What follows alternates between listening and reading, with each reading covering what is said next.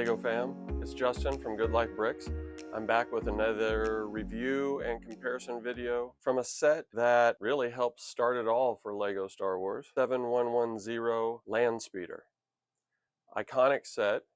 This is one of those sets that's almost always on shelves. The last one came out in 2022 and it was a UCS version, but the last Playscale model came out in 2020 and was on the shelf for 2 years. So it's kind of one of those staples in the Lego Star Wars universe. So we'll take a look. Before we get started though, I'd like to ask you to subscribe to the channel. I'm trying to build something that people can find useful, informative, and entertaining. So if you would subscribe, that would allow me the opportunity to create more content and to continue to improve the look and the feel of every single video that I make. With that in mind, thank you very much, and let's dig in. So this is set 7110 from 1999. 49 pieces. It was $6 new on the shelf, probably $5.99. I got this when it was new. It's 25 years old.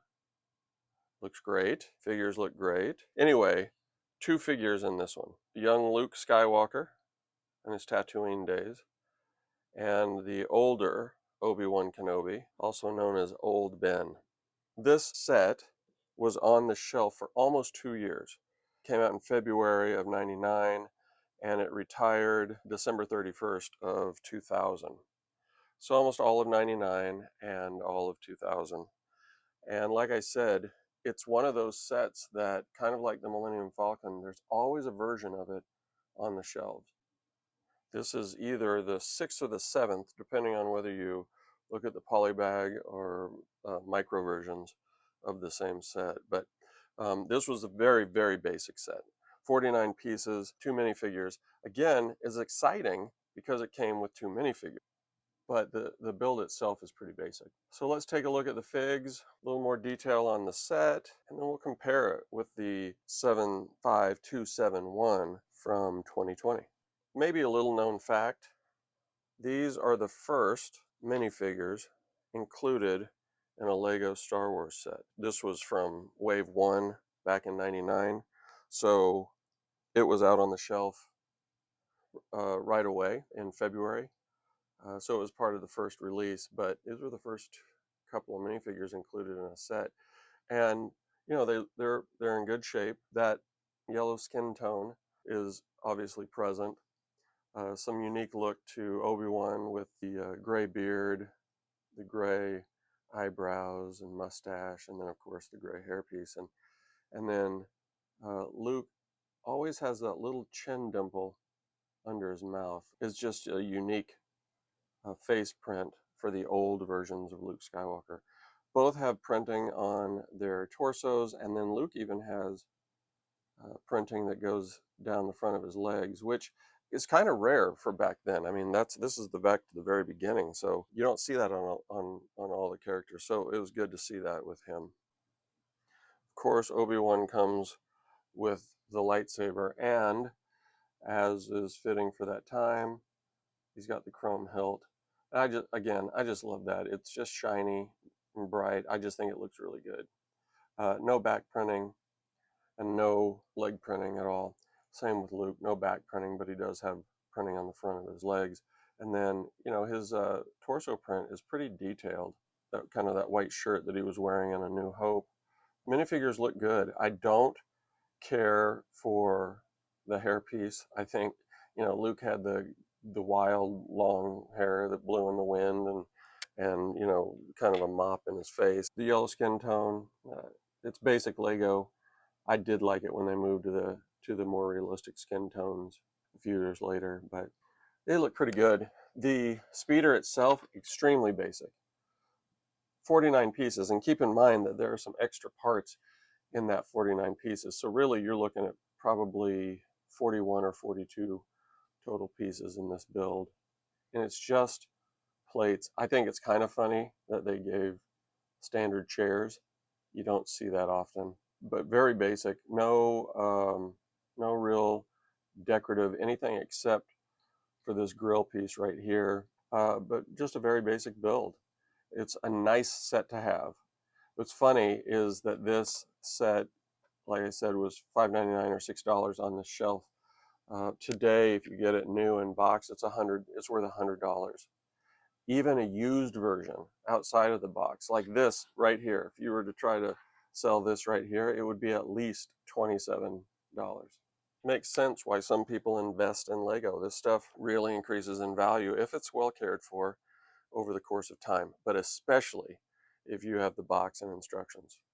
I do not have the box and instructions. I barely have the box and instructions for the newest stuff.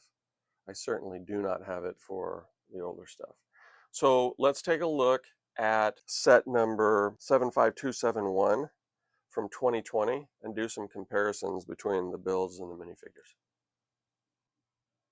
So here we have both sets side by side, and there is quite a bit of difference. The new set is much more detailed, has 236 pieces. That includes this little rocky outcropping build, and then a different set of minifigures. I mean, there's still a Luke, so we can compare the two Lukes, but you've got C-3PO, and we've also got a Jawa. And that little outcropping is where the Jawa hangs out, and that's his gun. So nothing basic about this build. A lot more detail, and we'll take a look at that in just a second. But for now, let's take a look at minifigures and Luke versus Luke. Skin tone, obviously. The hair, this is what I was talking about. That's what you expect Luke's hair to look like. Just longer, just kind of out there blowing. It doesn't look as well combed and cared for. Another thing that's pretty cool about this version of Luke is that he comes with this poncho, reminiscent of the ponchos that they gave Qui-Gon, some of the Phantom Menace sets. It's a good look, and it's very realistic. I mean, this is the Luke that we saw in A New Hope. Big differences here: skin tone, the hair, some back printing. You still got very, very similar look in the torso and in the legs. You can see that they moved they have this little shirt uh, piece that kind of comes down. It looks like it's printed all the way down onto the legs. That's a good look, good amount of detail. This is one of those times where I look and I say, this older figure isn't bad. And again, for a figure in 1999, a great amount of detail, and even the fact that he's got leg printing is a great deal. But this is really what we should have had. So I'm glad I have both.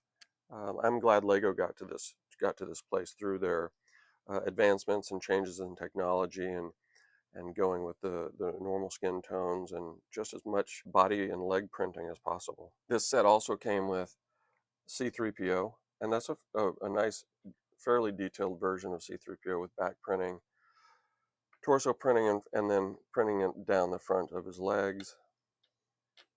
And then it came with this Jawa.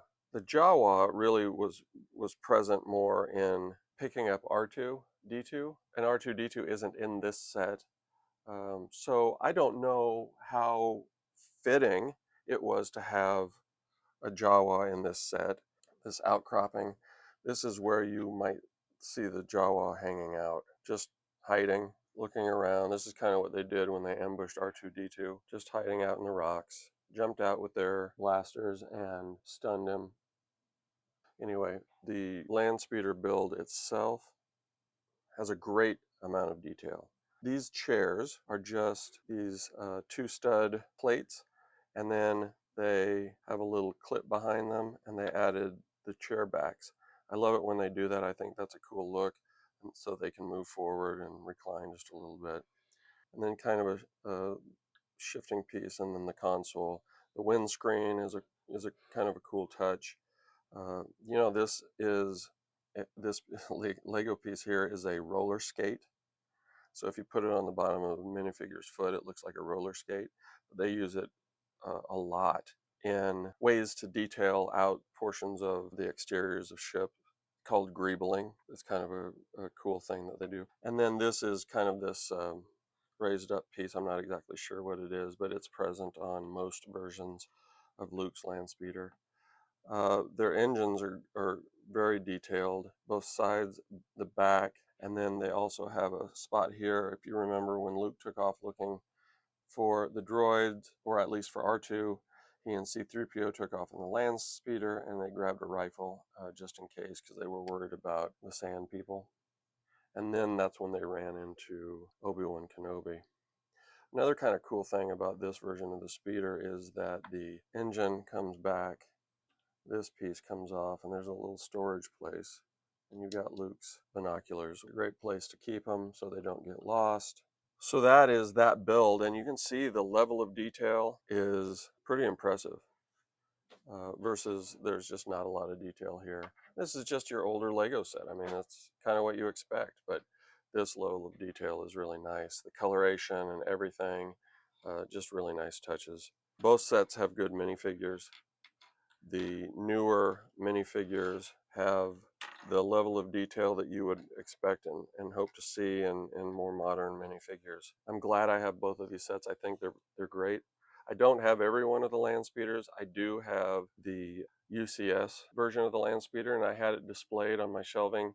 I ended up moving it. It took up so much space, and I wanted to be able to display a little bit more, so I put it away in storage. So these are the ones I display now. So that's a review of set 7110, just called Landspeeder, from 1999, and the minifigures. I hope the comparison was fun for you. I always think it's very interesting to look back to the beginning of Lego Star Wars and compare to what they're making in the modern times. And I think it gives me an even greater appreciation for Lego and Lego Star Wars sets when I see what used to be versus what is today. I think Lego does a great job of continuing to improve and enhance their product offerings, and as a Lego Star Wars fan, I really appreciate that. So that's the video of today. I hope you enjoyed it. I hope you got something out of it. I hope you will like and subscribe as I continue to build this channel. I really appreciate you being here, and I'll see you soon.